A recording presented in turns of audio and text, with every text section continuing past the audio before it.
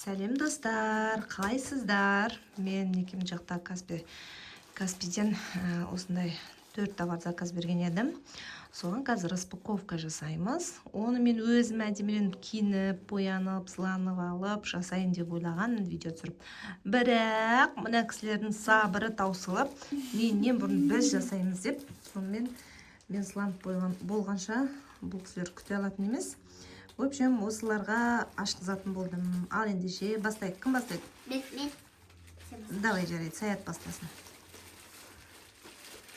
Давай, ашып көреміз, не екен? Саят, аша ғой, тез-тез. Жұп. Иә, солай ашасын. Давай. Ал, не шықты? Сумка, өзіме сумка заказ берген болатын. Ой, ашып көрсетсейші енді. Мен аша алмаймын ғой, камераны ұстап отырмын. Аш, давай, тез-тез. Ана ашатын жерінен ашсайшы, Саят. Әне ашатын жер тұр ғой. Я сол жерінен ашып ашы. Иә. Енді ала ғой. Ал алдын көрсет. Сумканы алдын көрсет. Қане, бер қарай кеш. Маған қарай бер, шақмал. Мінекей достар, мынандай сумка. Осындай сумка алған болатынмын. Ну, в принципе, былай нормально екен.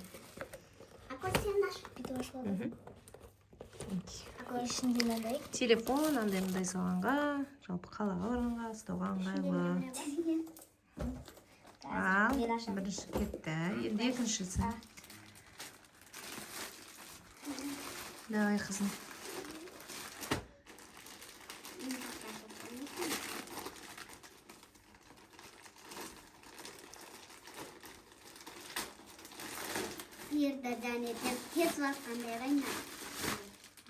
Бұл шалбар. Давай, тез-тез аш. Кімнің шалбары? Өзіме алған ғой. Негізі өткенде бір той болған еді, соған алған ғой.